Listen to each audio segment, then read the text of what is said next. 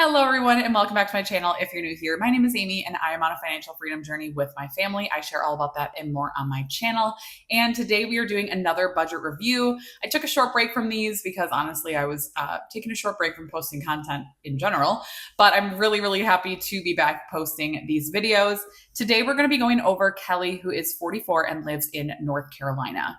So Kelly currently works as a senior healthcare manager. She is currently divorced and has 2 children, and her annual gross income is around $100,000.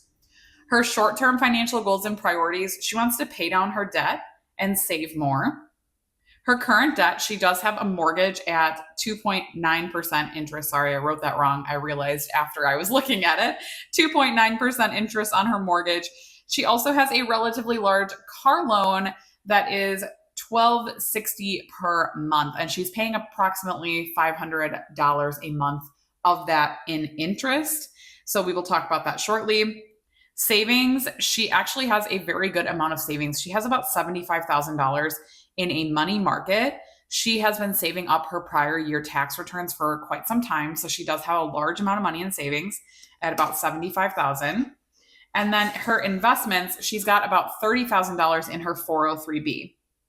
Her biggest financial struggles are eating out and spending. She doesn't like to cook, so they end up eating out a lot. And she's also not sure at the moment what to prioritize. So she's just looking for some advice on how to budget and also what to prioritize in her budget. And her long-term financial goals would be to be debt-free, pay off her car, and also save more in her 403b. So for Kelly, I'm actually not going to be talking about a debt payoff plan because really we're only talking about one debt here, which is the car loan. So that's what we'll focus on. I really don't need to write that out necessarily because we already know that we're going to be focusing on the one debt that she does have. So I'm not going to do a separate debt payoff plan for her today because, again, we already kind of know what the priority will be as far as the debt. Now, I will say she did not put the full total amount of her car loan in her form, so I'm not positive what the balance of this is, but I'm going to guess that it is very high. I would guess probably 60 to 80,000 based on the car loan amount. So very high car loan, and like I said, this is a very large monthly payment with over $500 going towards interest every single month. So definitely something we will take care of and look at in the budget. So let's go ahead and go through Kelly's budget review. All right, so here is Kelly's budget. The purple is all items that she gave me, and the blue is all items that I added or had comments on or changed. So Kelly, what I've noticed about the budget that she did provide to us is that it was kind of more of a list of bills versus a budget. And I think that that's something that a lot of people who are newer to budgeting or newer to finances in general can kind of get caught in a trap of. A budget is not just a list of your bills. A budget is where you are going to be spending all of your money. So for example, Kelly didn't have anything listed for groceries, personal spending, or dining out in her budget, even though she did disclose to me that she does spend a lot of money on dining out. So I think sometimes it can just be confusing to people when they haven't had a specific budget. They think it's just, I'm going to list out all my bills and then whatever's left is what I want to spend on. Now, that's not necessarily a wrong way to do it, but you're lacking a little bit more control when you're just saying I'm paying my bills and then everything else is just, it's spent on whatever it's spent on, right?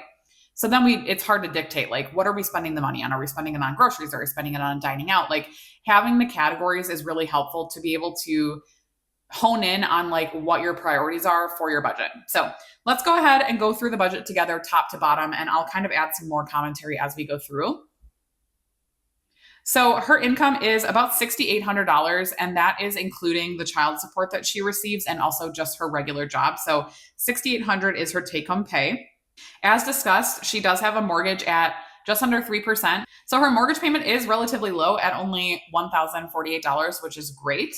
However, she does have a car loan, and that car loan is actually more than her mortgage payment. That's concerning to me because, again, it's a big percentage of your budget. I actually didn't calculate this out ahead of time, but if we take the 1,260 divided by this 6,800, it's almost 20% of her take-home pay being paid in a car loan. So something we definitely want to take a closer look at. Then we're moving down to some of the other fixed expenses. She has electric at $230, gas and water at $90, She does have cable for $128. I would highly recommend potentially cutting this one. This is one that I would flag personally. I don't know if you still watch a lot of cable, but personally, we haven't had cable in probably 10 years and I haven't missed it. And you do have like another streaming service in here. So see if you could maybe cut the cable. I know it can be a hard transition. So no judgment if you don't cut it, but I think it's definitely something you could look at. She does have internet, and she also did say this includes a home phone. Again, similar to that, I think see if maybe you could find a cheaper internet plan. 120 does seem pretty high. Personally, we pay, I think, about $60 a month for our internet, and that's just internet. So you might be able to find it cheaper elsewhere. So definitely something you might want to look into. She has home security for $63 and then Verizon for $220. So the Verizon has 2 lines and also a phone payment. Again, definitely would consider switching over to a different carrier, potentially paying off that phone and then switching. Personally, we pay $30 a month for Mint Mobile. That's what my husband and I use. This video is not sponsored at all, but personally, that's just what we use. So you could cut it down from $220 to $60 if you wanted to for the 2 lines, and that's unlimited everything. So definitely something to look into, but you would need to pay off the phone first. So keep that in mind. Sirius XM, she does say she uses this for 2 cars at $25. Again, something I would consider personally cutting, but if it's something that you really value, feel free to leave it in there. That mark was supposed to be up here. $8 for Netflix. Then she has $210 for car insurance. This 2 cars is actually for the XM and the car insurance. I clearly just was writing things in the wrong row here. $210 for car insurance for 2 cars. Again, for a month, it seems a little bit expensive to me, but I'm pretty sure that one of the cars is a teenager. So I know that insurance can be a lot more expensive. So you might be able to find it cheaper, maybe definitely worth looking around if you haven't in a while. $36 for a gym membership, $4 for Apple Care. And then she does have some service-based items, which I think as a single mom, totally valid. And I wouldn't change this personally. $120 for yard work. So that's like somebody mowing her grass and that kind of thing. $240 for cleaners that come bi-weekly, and car wash subscription for $40. So again, I totally understand where that's coming from. I think it's reasonable for a single parent who's clearly working and has a lot going on. I wouldn't change any of that personally. So $38.42 is the fixed expenses. Now, again, a lot of that is coming from this car payment. So if we can get rid of that, that would really give you a lot more room in the fixed expenses category. And total remaining $29.58. So if we head back up to variable expenses. So this is where I have some commentary.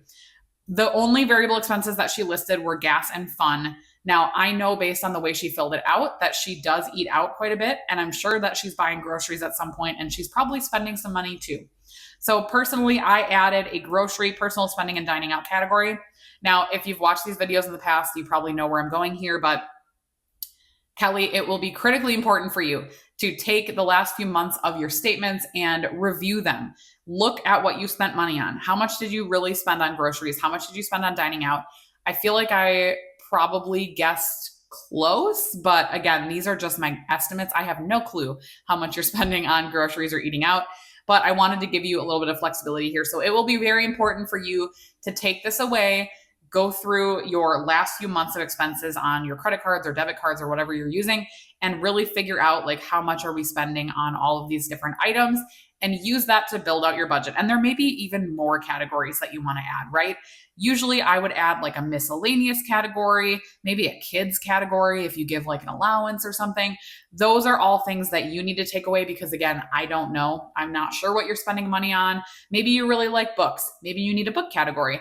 Maybe you have a dog or a cat that you need to spend a pet expense category. So that will be really important as a takeaway to this. But for now, I left in the gas, the fun, and then I added groceries, personal spending, and dining out for a total of $16.40. Now, again, this probably is a little bit low, but you will need to kind of dictate what we're spending here. So for now, $16.40 on variables and total remaining $13.18.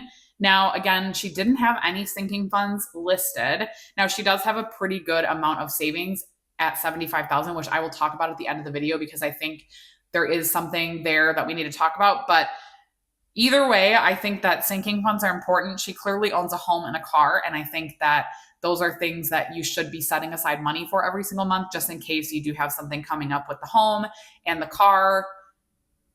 Again, as a single parent, I think it could be really important to make sure that you're setting aside those funds to make sure that if something does come up, that you have that set aside. Now, you could add more sinking funds. Maybe you have a vacation sinking fund. Maybe you want to have some other sort of sinking funds. Again, if you have like a pet or something, you may want to add some more here. So feel free to utilize this in whatever capacity you would like to. But for now, I just put $200 to home and $100 to car for a total of $300 in sinking funds. And that leaves you with just over $1,000. And what I would do with that personally is work towards that car loan. Now, again, that's the only debt she has besides the mortgage. So personally for me, that would be the focus. Now, I want to go back to the $75,000 in the money market. So I personally think that that's probably too much to have in savings, especially when you do have a car loan with a higher percentage of interest.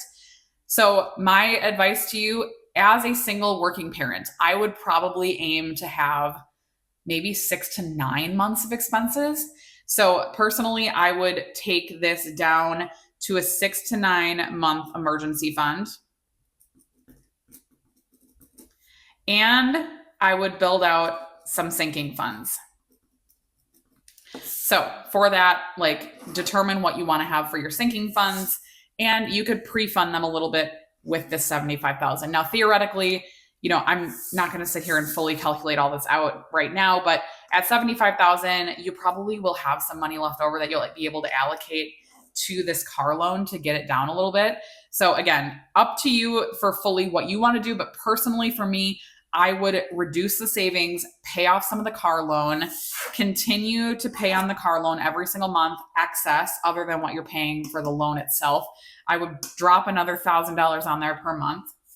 And then after that car loan is gone, I personally would then increase your 403B because that was one of her priorities.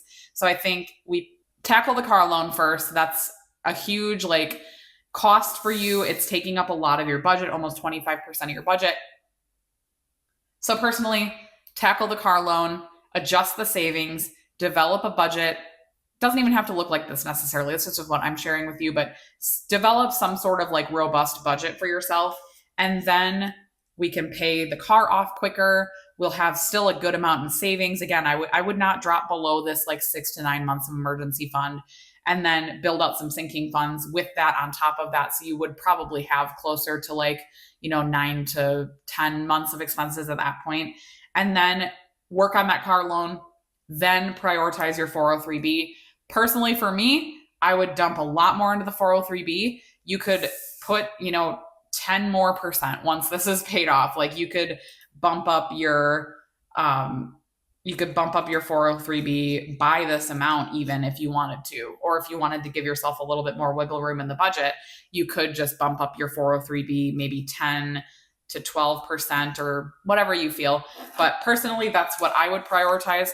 Having a lot of money in savings is great, but also isn't working for you as much as it can. So I would definitely stop working against yourself with a huge car loan and then start working for yourself with more investments in the future. At 44, having $30,000 in investments is a little bit behind, I would say.